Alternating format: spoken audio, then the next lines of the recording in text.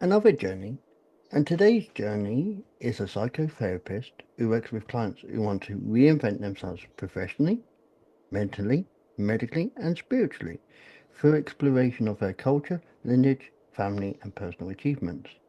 Our guest has a PhD in physics, certifications in hypnotherapy, project management, and clinical psychology. He has 50 years of experience with personal development, brain biofeedback, artificial intelligence, spirituality, shamanic healing, extreme sports, and psychedelics. We talk about his books as well, but I welcome Lincoln to the journey. Hi. So, Lincoln, as I was saying before I started recording, everyone has a start in their journey, and the most obvious answer, yeah, is that you're born. But when you was growing up, do you remember any memories that kick-started your thinking into your journey?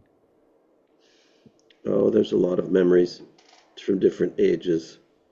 Um, there's my mother's problematic artistry. There's my father's uh, compulsive working. There's my early nursery school. I guess this is the best answer. Recollection of seeing a movie on the universe. And But then there's that whole period of going to school with people who don't care and don't really know anything about what they're teaching you. And Everyone's kind of in a daze and wasting everyone's time. And so that I was from an early age upset by that wasting of time and failure to get clarity and being given tasks that were meaningless and not very useful. So I started mountain climbing it when I was 13, and that was a great thing, even more valuable now when I look back on it. But at the time, it was very important because it was a time of real responsibility. You know, you really Yeah, make a decision; it has a consequence. It's yours to make, and and real work. You know, nothing is given to you, especially mountains. They tend to be far off the road, and you have to get there. And when you're only 13, uh, you know. So it yeah, was a great experience, you know, a lot of work and a lot of achievement and a lot of responsibility, a lot of danger, and perhaps most importantly, important relationships, some of which worked and others were not as valuable. But still, in the context of risk and responsibility, shit, any relationship will sort of come to the surface. So they were real, right? That was, as opposed to all that school nonsense. Um, so that was an important thing, and that kind of set me going. Then I went off and thought, oh, you know, I'll learn science, and that'll give me answers, and I'll meet scientists who will be serious, responsible people. But you know, that's a joke because they're just regular people, yeah. no more serious or responsible than anybody else. And what else did I do? I was lucky. This is actually unusual. I had a girlfriend who was an anthropologist, and she got permission to go to a isolated tribe in the jungle of Panama, which is not easy to do. And I just tagged along. So I, in spite of being a physics student, found myself in the jungle with people wearing loincloths and stepping on snakes and other things. And I spent a month there, and it was really wonderful, right? You know, these Yeah. were people who had their shit together because there was nobody to, you know, make up the difference if they had to do everything themselves.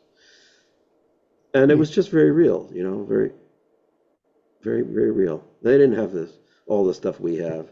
They didn't have stores. They didn't have hospitals. They didn't have doctors. They didn't have education. They didn't have any of that stuff. But they had a community that existed. And that is the key thing, when you do encounter situations like that. It is about community. It doesn't matter if they got the money or not. They all band together. Well, but even then, there's differences, attitudes and egos. It's not, it, they have their problems and they get sick. And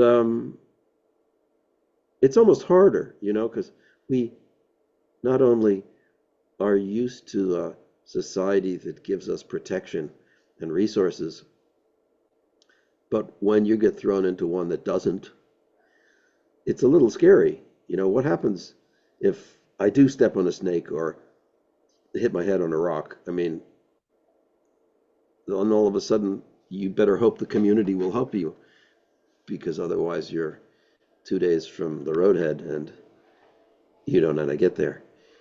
So it was actually a little bit like mountaineering.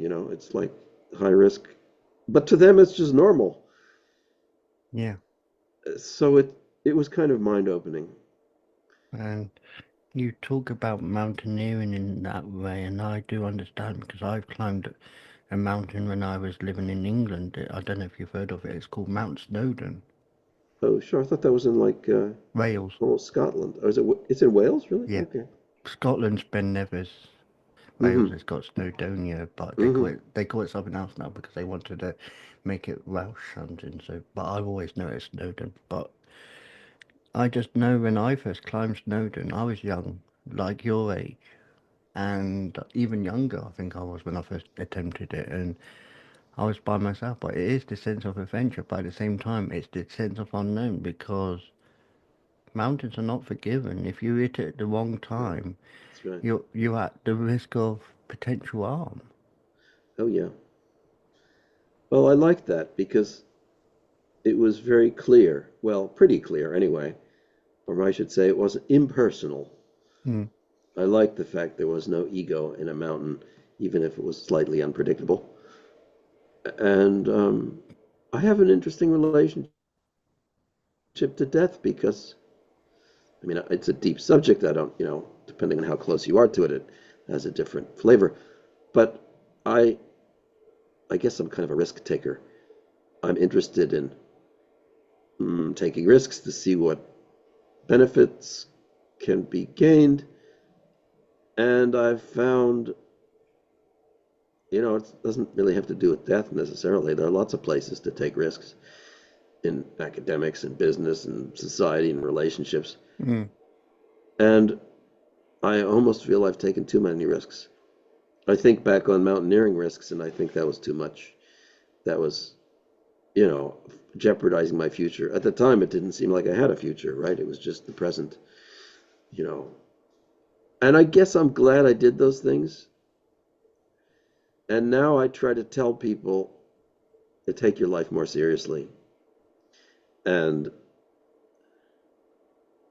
that sort of means raise the bar for what you'll accept with other people, too. Ask them to take your life more seriously and their own life more seriously. And so that sort of got me into psychology, which I never liked at first because it was so sort of wishy-washy.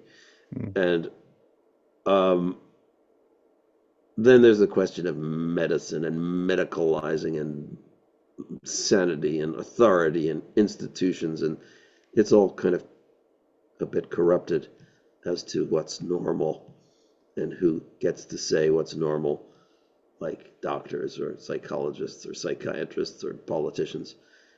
So I actually enjoy working with counseling people, counseling clients. It's And it, uh, it's very strange, to be to try to be helpful when you actually don't want to be um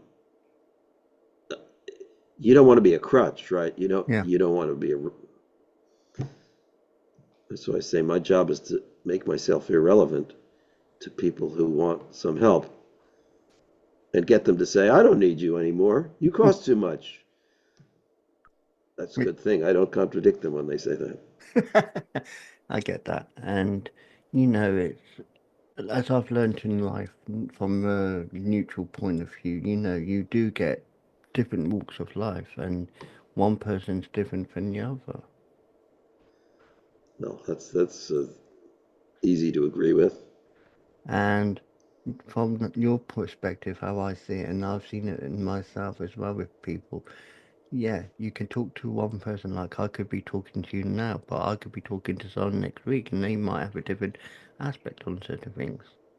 Like I recorded recently a podcast with one person who had cerebral palsy, and I interviewed another person with cerebral palsy. Now, they both got cerebral palsy, but they had both different views on it, and they see things differently, but there was still some common ground.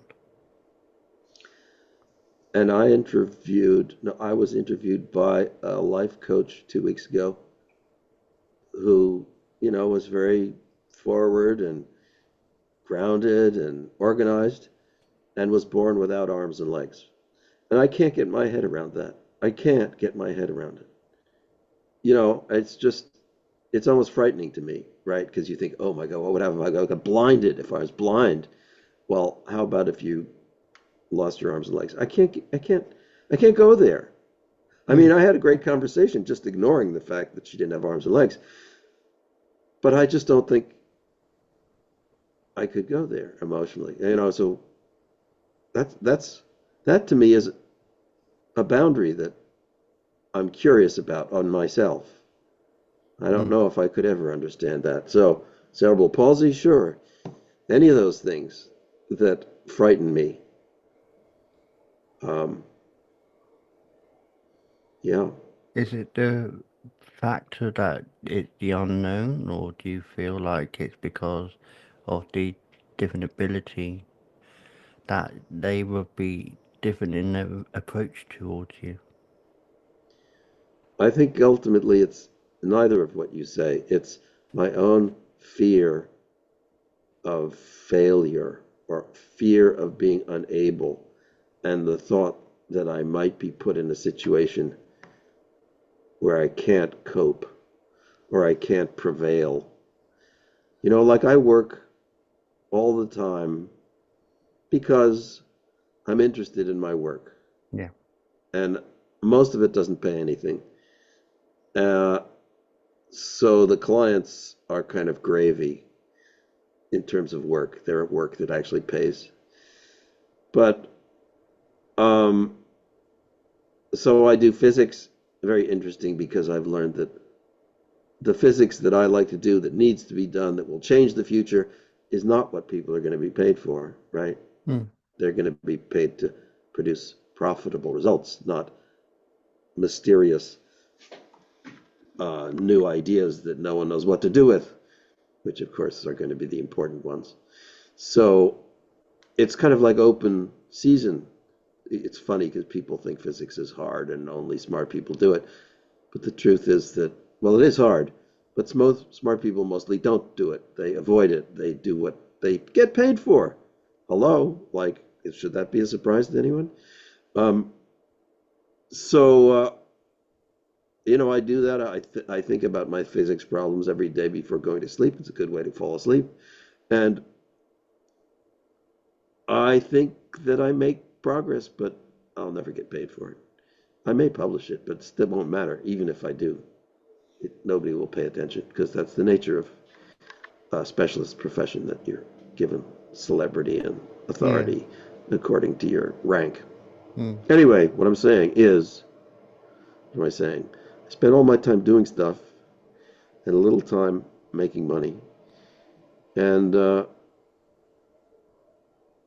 I I would like to have more relationships that aren't therapeutic, but I just have no patience for that slow revelation of, people unfolding to themselves through social interactions that go too slow for me.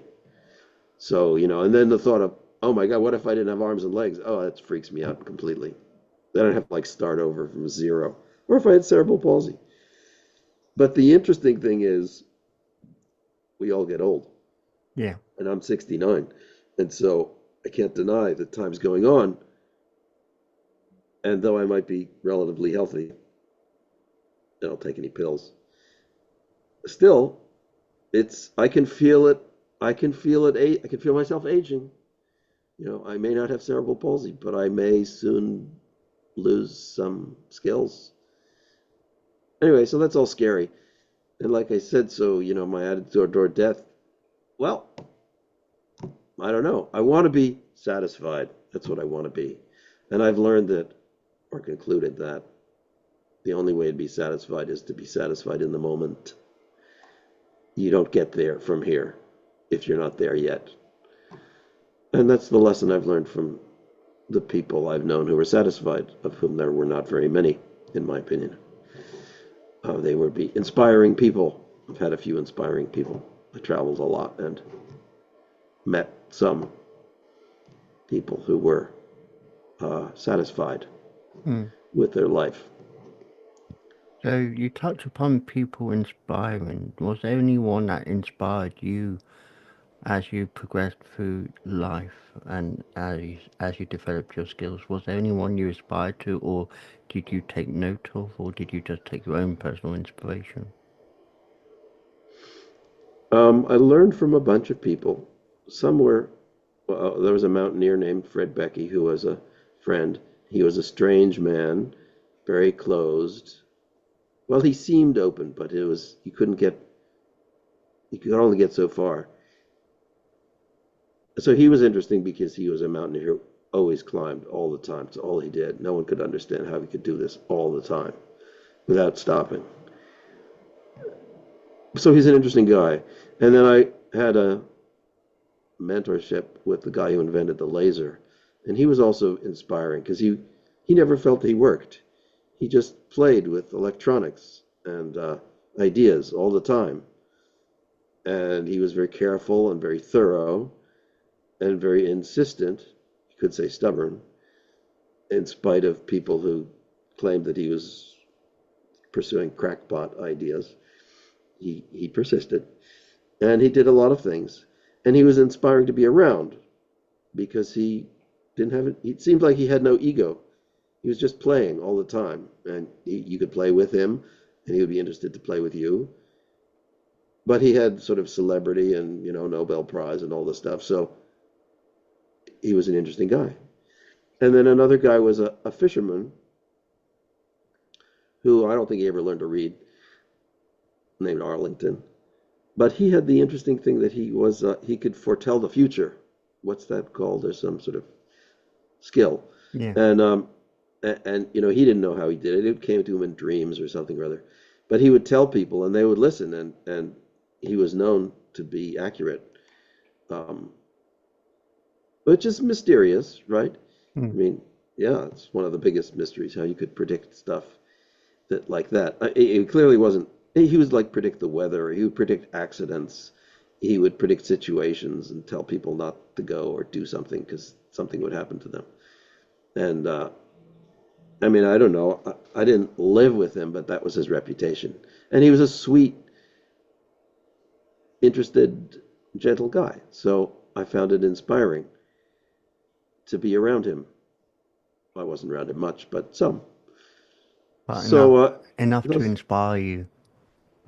yeah, it's funny because what is it that inspired me? Was it his power? It was his equanimity, his stability and his positive attitude. Nothing seemed to dampen his positive attitude. And that's what I'd like to have, a positive attitude, an unquenchable positive attitude. So, like in therapy, I try as much as I can to convey that because people who come to me in therapy have a problem. That's why they come. I used to think they were problematic people, but I've come to conclude they're actually people who are working on a goal as opposed to most people who don't have a goal or Hmm. think they're better off because they have no problems. So that's kind of ironic. It's like you're better off if you have problems because it means that you have something to work toward or value. But if it's too big of a problem, then it becomes an obstacle. So that's not right either. So it's like that physicist who always played. He had problems, but they were enjoyable problems, as opposed to people who often will pay me for counseling who feel they have problems that are not enjoyable. And, so I tell them many things, one of which is make your problems enjoyable or appreciate your problems, or maybe appreciate the people who are making your problems to a point, of course. Um, there's the clear boundary where you should not be engaging with people who are making you problems. But usually you have a hand in the problems that have been made for yourself. So you need to take responsibility for that to change it. Everybody wants to change someone else. That doesn't work. Mm. And it's about you as an individual. Like I said, you can go to people, yes, you can talk about it, but I believe it's ultimately down to the individual themselves, not to have other people, because if you have other people coming in and saying their opinion on something that you got, it feels like that opinion's not your opinion anymore. It gets taken away from you and it gets forgotten about because it gets so expanded. Well, say more about that. It still hasn't come to clarity. I think you need to tell me more what you think in particular. To clarify it, just say if I was thinking of an idea to do, for example, if I was to make water into ice, and I was to talk about that to someone, and they were like, "Well, you could do this to make it ice." Simple thing. I'm just saying water to ice because that's just a classic, just a simple example. I know how to put it in the freezer, but if I tell someone else, someone might say, "Don't put it in the freezer. Add this to it. It will freeze it." Add a chemical, and then it's like taken away from the original idea. So, clarity on it is your ideas for yourself are unique. So, why do you have to tell other people who could potentially take that uniqueness away? Well, I'm not sure if you're talking about achieving yourself or working with Yeah, other people in collaboration. it's achievable for yourself. Okay. Well, I'm thinking, I have these projects that I work on, and some are hard and some are meaningful, and uh, maybe some are profitable, but I'm not, profit isn't my motive usually. And then working with clients as a counselor, I'm working on other people's problems, which is kind of fun. It's like, Sudoku or something. What's your problem? How do I figure it out? It's not like I really know, but, I have ideas. And most people appreciate new ideas, especially if they're serious and, you know, uh, empathetic, understanding. And I have a lot of experience, so I draw on that and I get a lot more experience. So if you've had relationships, then you know what it is to have relationships not work out. Mm. And you probably say to yourself, I've learned. And you hopefully say, I know what to do next time. Although I pretty much assume that anyone who says that knows that they may not know what to do next time because there are just too many ways to rearrange it. And if you got into trouble once, you'll probably get into trouble again before you've explored all the different ways to get into trouble and learned how not to. Especially there's like hormones and sexuality and hungers that are very hard to control.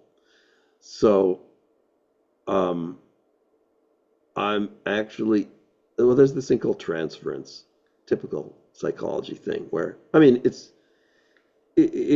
clear in any relationship, but in particularly an emotional or personal one, where you ascribe to other people the things that you think they mean, and they become to you the representation of what bothers you or what you long for or something.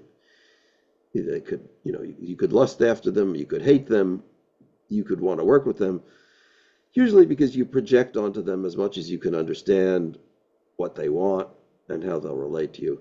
So, I mean, this is typical relationship stuff, can be problematic. But in my case, where I'm a therapist, people do that to me too. And like, I invade their privacy with ideas and opinions, sometimes judgments, often just encouragement. And I find myself becoming a screen on which some of their stuff gets voiced or projected. Hmm. So, I mean, the obvious thing is like somebody who's oppositional and angry and unpleasant. They'll be oppositional, angry, and unpleasant with me because it's actually important because I don't want them to be their I don't want them to be their abnormal self. That's not very helpful. I want them to be the normal self, which gives them the problem so that I can see it and react and say something useful. But it also means that I got to get my feet wet in their turmoil. And that's, it would be nice if it was clear, but it's often unclear. Unclear to them, unclear to me. I had a client who said, "I don't want to talk to you anymore. You've transgressed my boundaries. You're not a good therapist. Like I don't know what the fuck." Um, but basically, this person had trouble with boundaries, Hmm. and so I was basically sort of poking or saying, I mean, I don't even know I was doing this, but I could tell that I wanted this person was just too well put together, and at the same time too self-sabotaging. And so I wanted to like, get underneath this, and the result was that I bothered them. Well, no surprise, bothered them to the point where they said it was my problem and that they weren't going to work with me anymore, and that I was no good because of that, which Yeah. of course hurt me. But then I had to realize, well, that's what the job is. To It's like you get blood on your hand if you're doing surgery. So you can't be afraid of blood, or in this case, emotional excess, if you're trying to deal with it. So it's ironic because I am, normal human and trying to establish a positive relationship at the same time that I'm exploring the aspects of negative relationship. And I hope this person who told me to take a walk is now able to tell other people to take a walk because I'm easy, right? Just tell me to be gone and I'm gone. But the lovers and the mates and the traumatic situations are not so easy to say be gone. Anyway, you might have had a question, but I forgot what it Yeah, was. so going into your books, because obviously you've been writing books, and your latest book, Operating Manual for Enlightenment, Recreating Your Mind. Can you explain what the book's about? Well, when I talk to somebody new, I feel obliged to tell them what my toolkit is. And I'm not sure I'm going to continue doing that because, I mean, I feel obliged that I should, but most people don't understand it. They come to me with a fire and they want it put out. They don't want to hear about my toolkit. Mm. They want a solution. But anyway, I felt, okay, I should write what I'm about and the tools I use. So it's really the topic of that book, which is what are the basic things that your mind is composed of, according to me and some other people? And the answer is it's composed of your intellect, which uses reason and logic and rational thought, conscious ideas and reality. It's composed of your emotional makeup, which is not particularly rational, analytic, or necessarily real. It's responsive and historical and embedded in you. And you often don't have a great deal of control over it, how you're going to feel. And so those are two big things. And in fact, most of psychology just deals with those two things. But I do add a third, which is your neurology. What are you built to respond to? What are you reflexively reactive to? How do you see the world? It's not a logical question. It's partly physiological. And, I'm always amazed when I drive in the streets how well the streets are designed for drivers. The size of the signs, the size of the letters, the amount of words that a person can see as they're driving past at, 50 kilometers an hour. Uh, this, how you can see around corners, the length of stoplights, how you expect other drivers to behave. It's all very implicitly designed to meet our ability to perceive. So then you get like a really old person who can't see very well or can't, and then they become bad drivers. Or, kids or dogs who don't know the rules. And that extends to everything, really, not just driving. It's just driving as collective endeavor, but it extends to relationships and how you speak and how you pause and the cadence of your voice and how you inflect your voice. I have some schizophrenic patients who don't do very well in their use of their voice, and people, of course, think they're crazy, and they don't get their point across, and because they are schizophrenic, they don't understand what's wrong, and I have to kind of explain it to them. So there's your neurology, which is what most people just consider fixed. This is who I am, this is what I see, this is how I react, this is what pains me or annoys me, but it's not fixed. It's kind of like firmware. You can change it, sometimes easily, in fact. An example is depression. Depression can often be difficult Mm. because it's very slippery, you can't rationally talk it away. You can like do something that makes you feel good, but then it comes back. And in many cases, I'm not sure what many means, I should say some, but I'm not sure quite how many. So I'll say many. It's neurological. It's your tendency to catastrophize or to see the negative or to become annoyed or anxious. And you can actually train yourself to be more calm. You can imagine, well, this is sort of like meditation. Well, it's sort of like meditation, but it's not quite that. It may end up to the same effect. You can learn to, this is called brainwave training. You can learn to basically calm your anxious brain so that you don't have to go in with an ice pick and take out your prefrontal lobe. You can actually sort of turn the volume down on parts of your brain and find yourself relieved and less anxious. So I try to explain that, and I'm never very good at it because it's kind of something you experience. Yeah. So some people have come to me with interest in that regard, and then I can address that and show them how to train it and different tools and so forth. And your But if book, that's not your problem, mm, I maybe shouldn't talk about it. So those are the three things that are in the book. and it's available where to get, if possible. The book is available. It's on Amazon and on any of those online Okay, I'll make sure the links retailers. are in the description afterwards. You can go to my website, or you can go to a website that I also own called Mind Strength Books. So my professional website is mindstrengthbalance.com.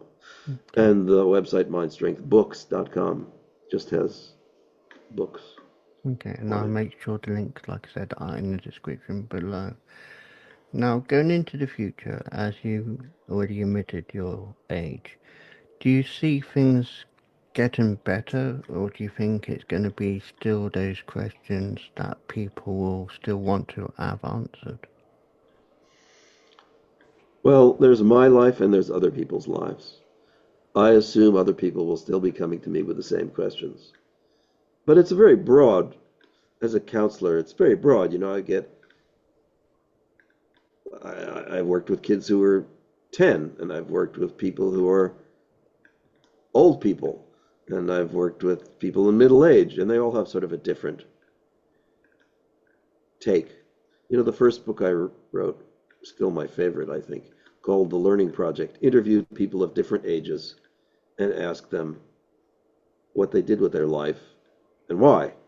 And you get a completely different answer from a 16-year-old than an 86-year-old, naturally. Mm. But you also get something similar too, in terms of direction or lack of direction. So I feel for myself, I want direction. So I moved from the east coast of the US to the west coast of Canada. And it's interesting, when I was a teenager, it was during the Vietnam War, and I found it very upsetting that politicians could go to war. And the kind of war they went to in Vietnam was very upsetting. And so I would go around canvassing signatures, and people would be surprised that some little 11-year-old was canvassing for, political opinions. And at the time, Richard Nixon and let's see, was it Johnson came after Nixon, right? Yeah. And I was upset about the U.S. then. And since that time, more clownish figures became presidents until now we have a psychopath. Um, and I felt, even though I didn't know Canadian politics, I wanted to give it a chance. So I moved to Canada, became a dual citizen, and watched the U.S. I heard somebody describe that for Canadians, the United States is like having a meth lab upstairs. Um, and so I would like to have some conclusion. So I would like to I've built houses before, but now I started over again when I came to the West Coast. I'd like to build a house and, like so many people, find a quiet place in, overlooking some nice pastoral scene.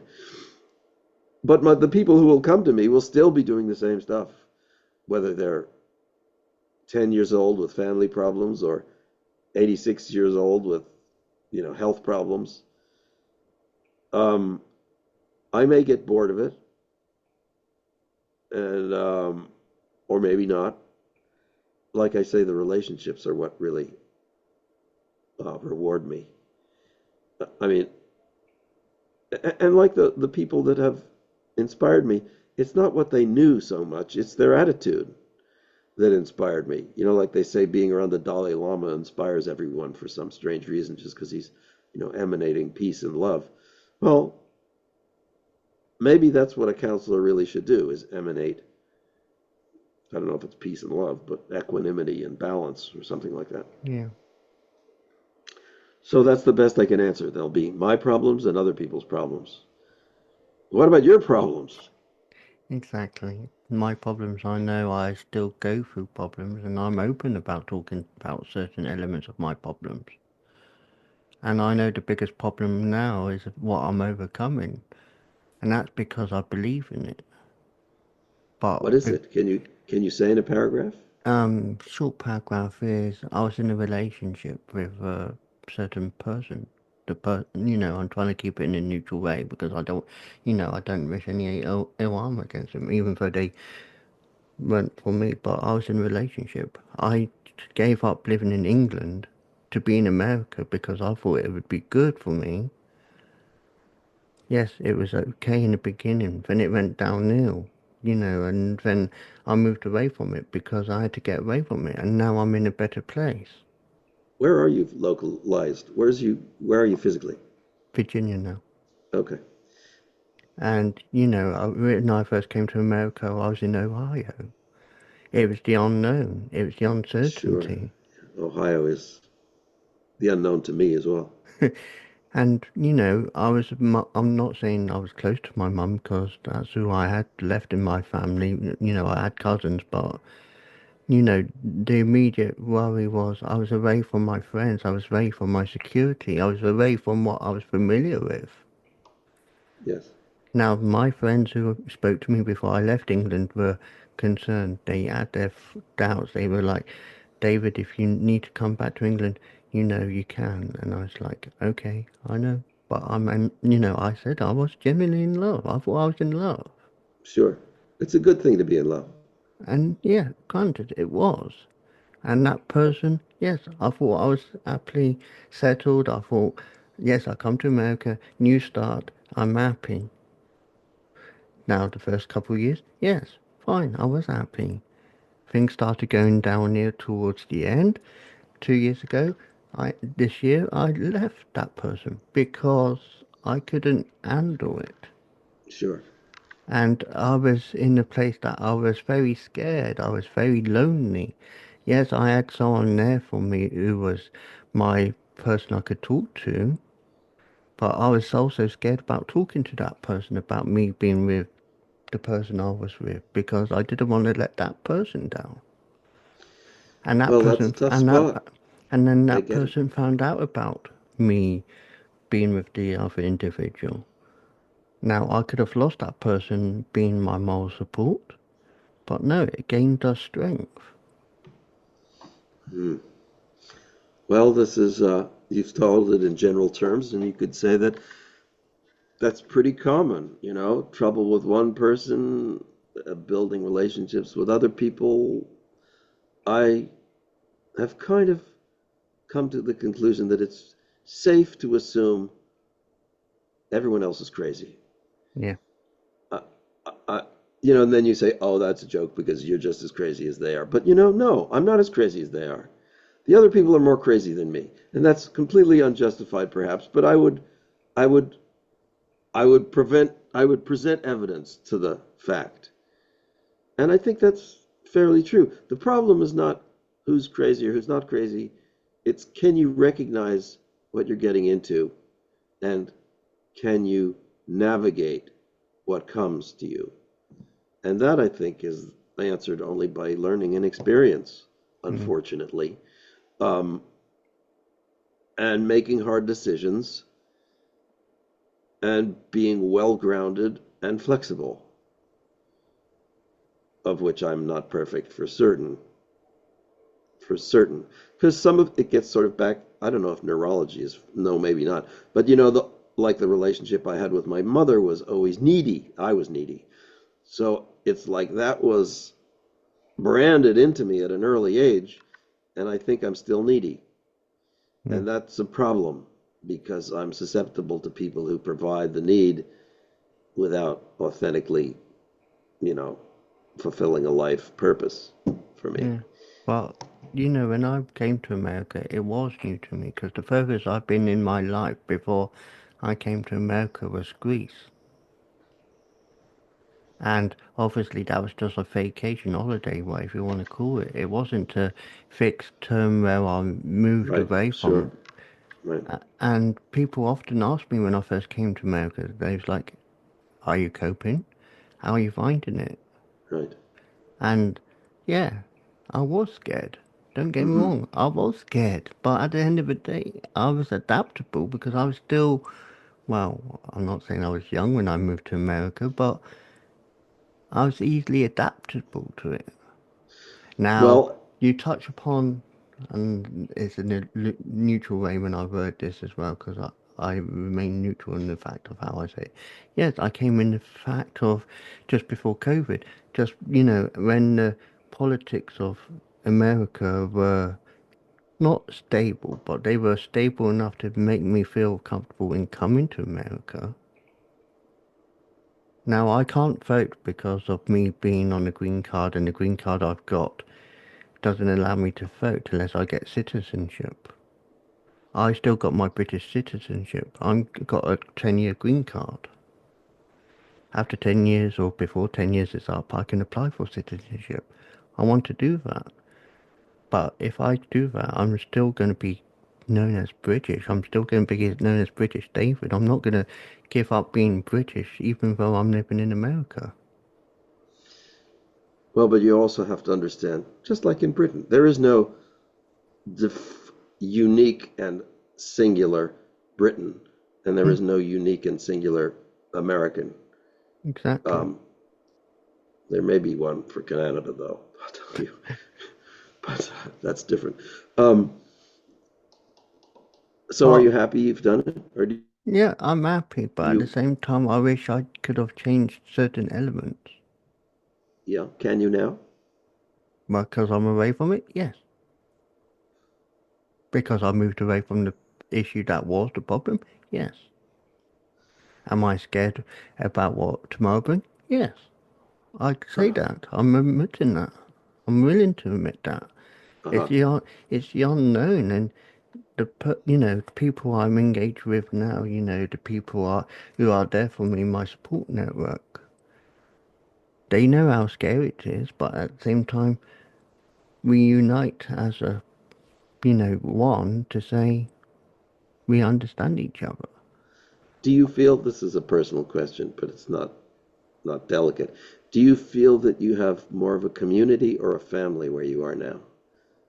I mean, like Because how big is your social? Is it my social is got bigger again because I'm able to be myself again. I'm not able before. I was like monitored so much in why you got them on your social media, and it's like they were my old school friends. I was told not to have them, but I was having my old work colleagues on my social media. Why you got them? Why do you need them?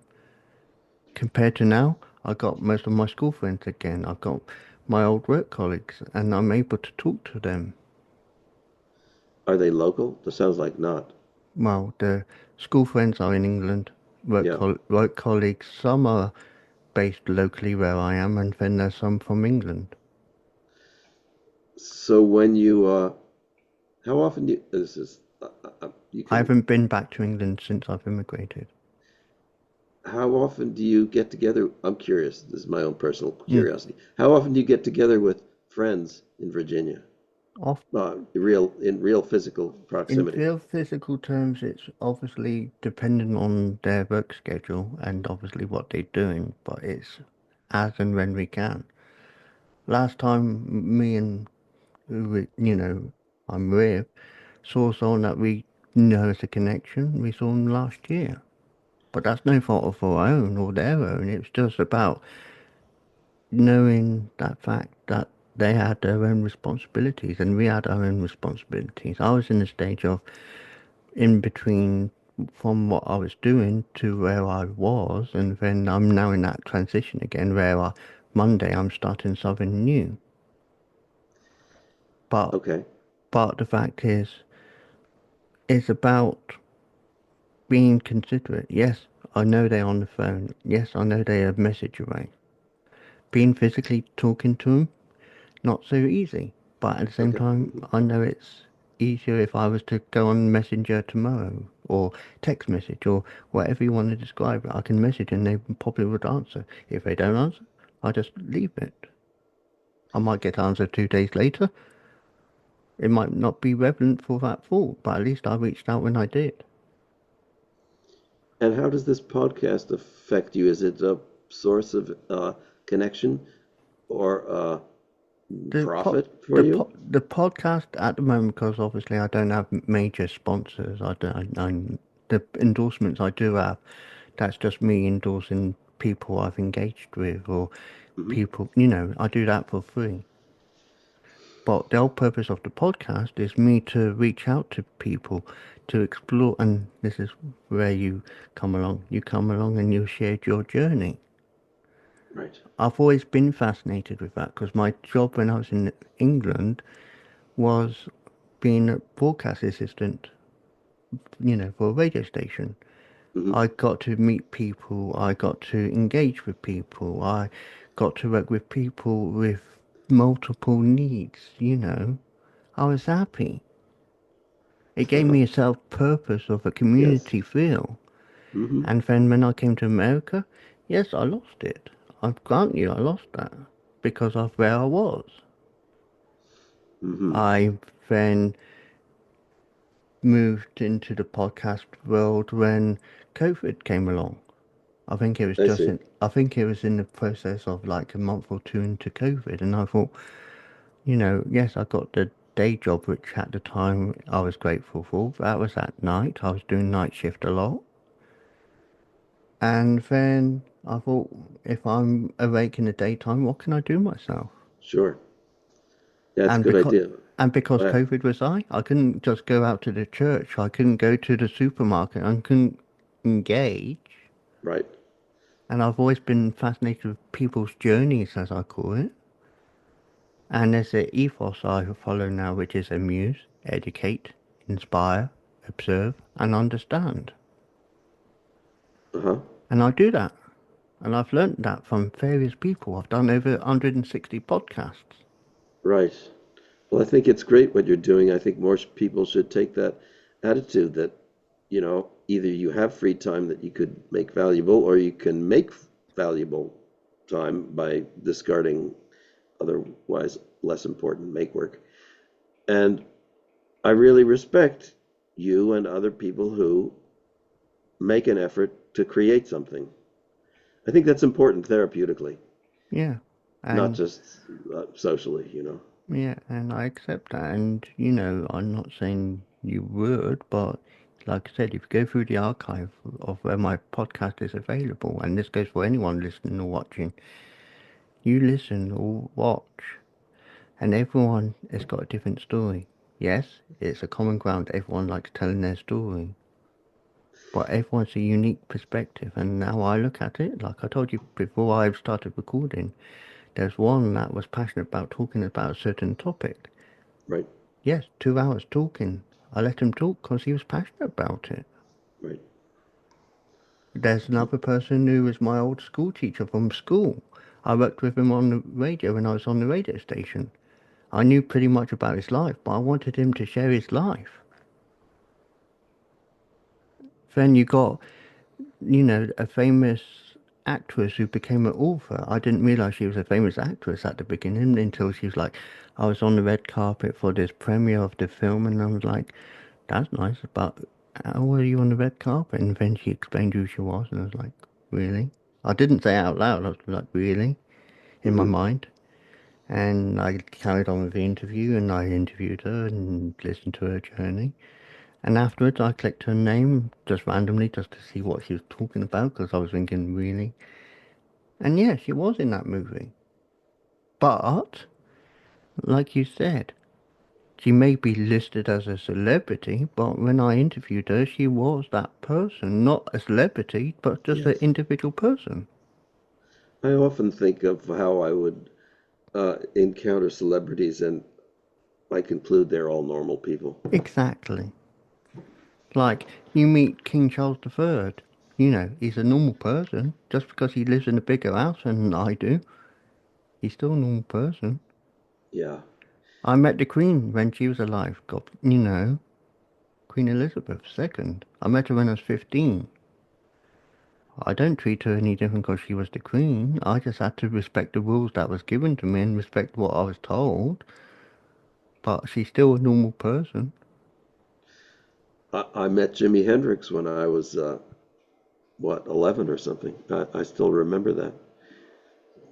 It's wonderful Exactly. Those memories. But you experience. don't treat it as, oh, it's Jimi Hendrix, it's the Queen, it's King Charles, whatever. You just treat them as an individual, as if, like I told you before I started recording.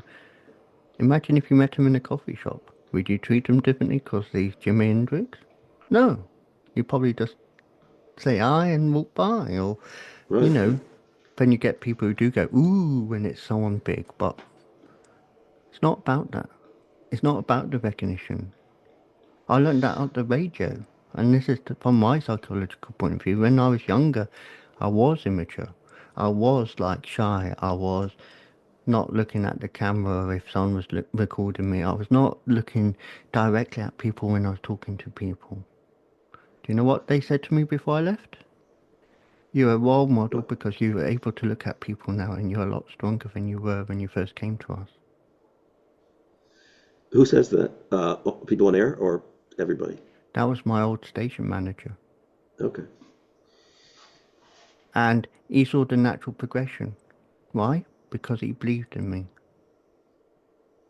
And because for so long, I always used to like saying, and you've heard this term probably from a psychological point of view, so I used to like saying, I'm David, and wear that badge to say, look at me, I'm David in this example. It's not about wearing that badge saying, I am David. It's about doing things methodically, slowly, quietly, without saying, I am David. Yes, you can come up with big ideas, but that doesn't get you rewards.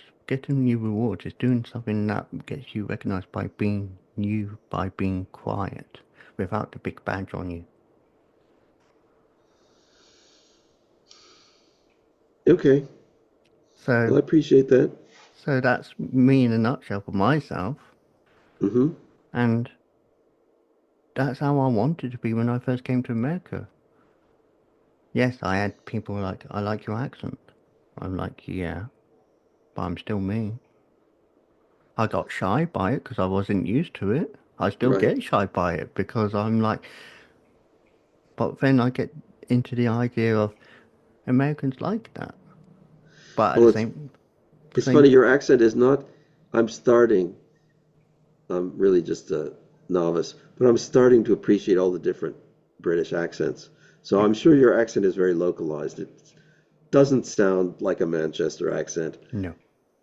Um, I try and keep it very neutral. so where were you from in Britain? Cornwall. So do you have a Cornwall accent? Should I remember this as a Cornwall If accent? I say certain things, if I go like or say, if I pronounce my ers, it's more pronounced. If you know the map of England, Cornwall, for people wanting to know, Cornwall's the bottom left hand in the UK, So at the it's very bottom. Near Wales then, right? Yeah, Near Oxford? Is it near Oxford? Oxford's about 3 hours away. Wales was from about three 3 hours to Oxford, I would say, and about 4 hours to Wales. So it's close Uh-huh. enough. Okay. But if Right. you look at Cornwall, directly up was Wales. So yeah. Uh-huh. But yeah, people do comment. It's like, I like your accent. It's like, thanks. When I interview people, I try and keep it neutral to be non, like, so I can get understood. I say in that way because it's me exaggerating my voice. I'm passionate, yes. I like people to understand me, yes. But at the same time, I'm British. Yes, I get recognised as Cornish if have to fill in a box, and I would have to do, that's the thing that they did in England. It's like they want to recognise Cornwall as a language. Yes, I would tick that box to say Mm, I'm Cornish. But interesting. Yeah. the fact is, I'm British. I talk in a British, natural way. Yes, I can do voices. I can do any kind of, voice. But this isn't about a drama performance. This is me being naturally me. It's interesting though that in Britain the accents are Christ, within a 2 hour locality, whereas in the US they're much broader, right? There's the Yeah. whole Virginia or Georgia or New York, hundreds of miles radius. And I've heard that as well. I've been, like, I've been to Ohio. I've heard that accent. I've heard a West Virginia accent. Right. Sure. I've It heard gets a a, little vague when you get to California, but but where I was based in Ohio, I was on the tri-state line. So I had Pennsylvania on one side, West Virginia on another, and I was on the tri-state line. yeah, I know that area. Well, I mean, I passed through it, but I don't know it very well.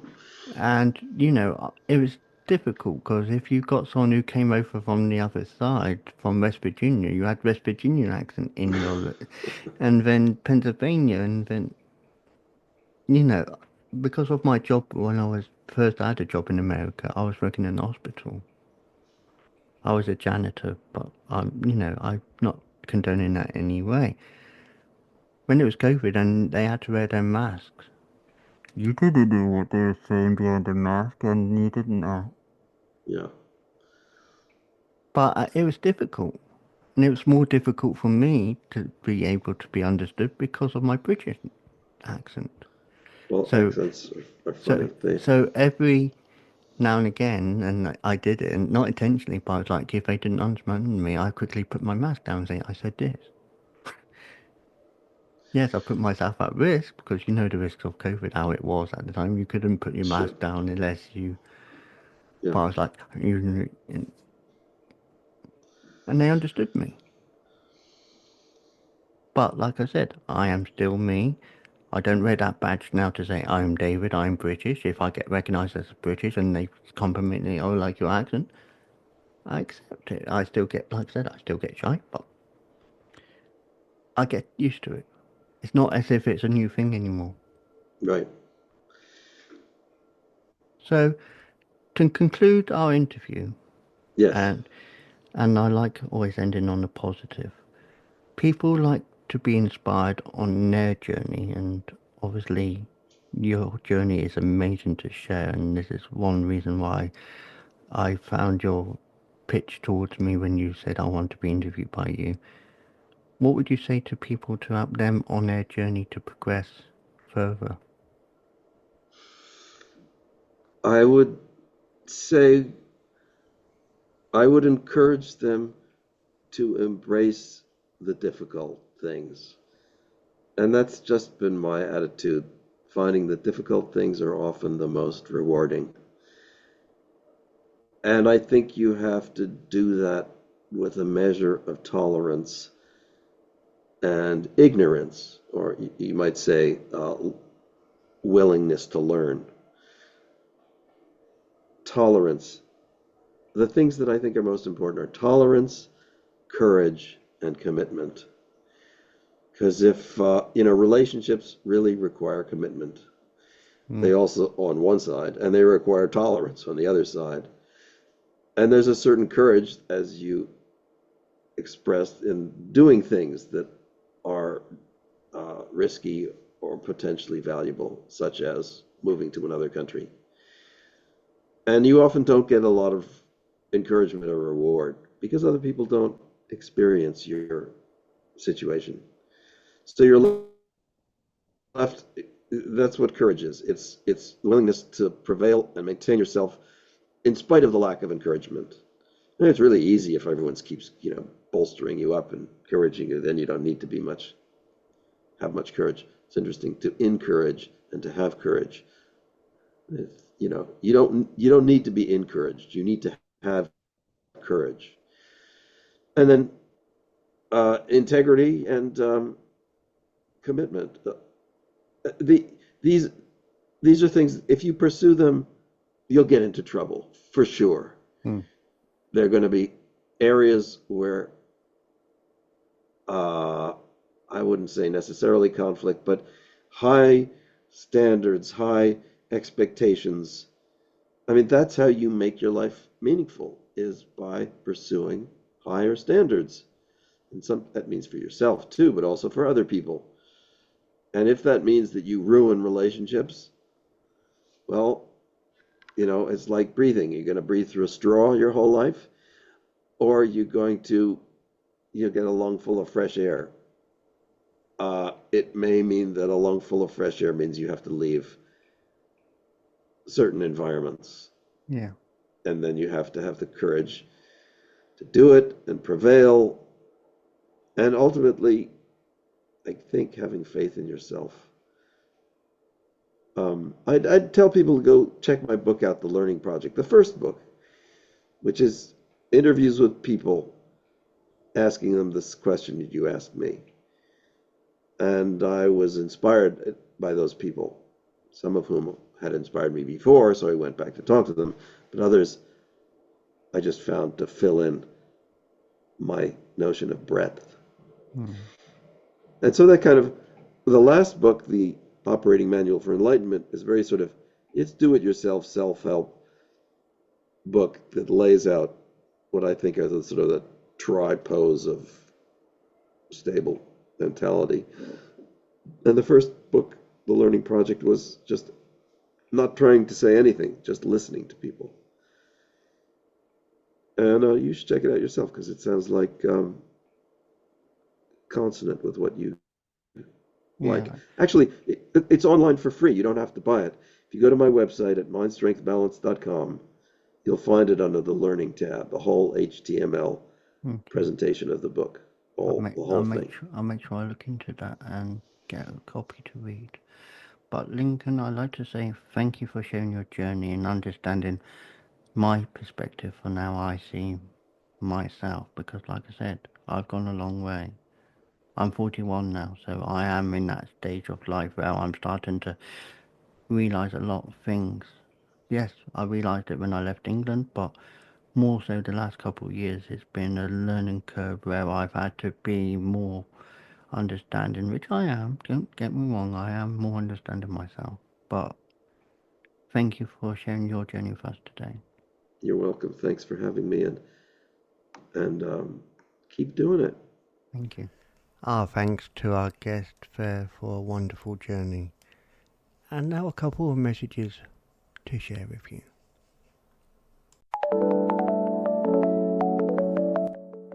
Hello, I am Ammie Harrison. I'm the author of the book Feline Warrior Part 1 and Part 2, a fictional story that is written in a poetic format that is based on real-life events that could happen to anyone and intended only for relatable purposes.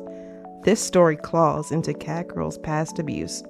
Catgirl is human and part feline, but truly a warrior who can handle anything because she is strong and fierce.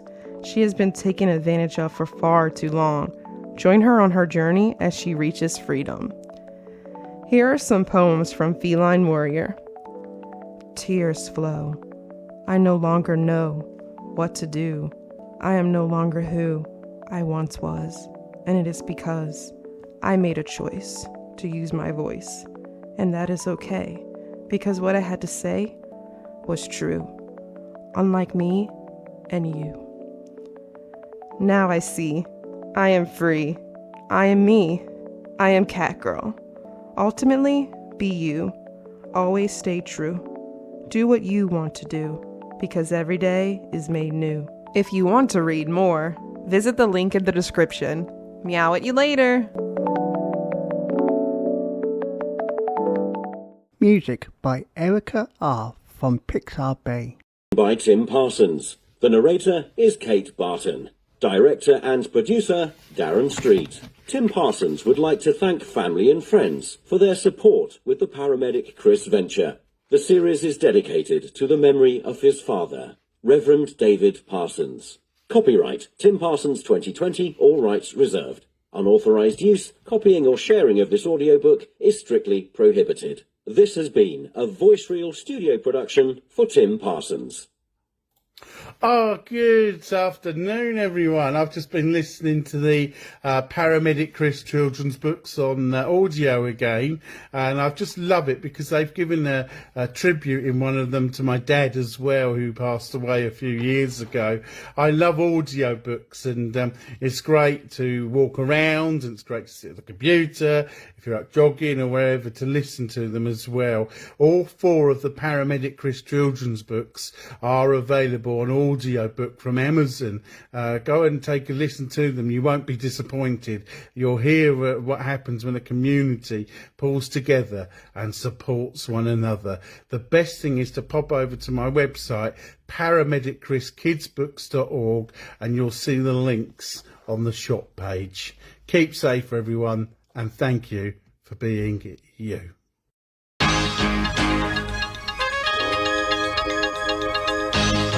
The Journey podcast explores stories of personal growth, challenges, and life-changing moments. Each episode dives into unique experiences, offering insights and inspiration for listeners navigating their own paths. I believe everyone has a story worth sharing. If you'd like to share your journey with David and others, email your story to wisewords1983@reborn.com, and it may be featured in a future episode.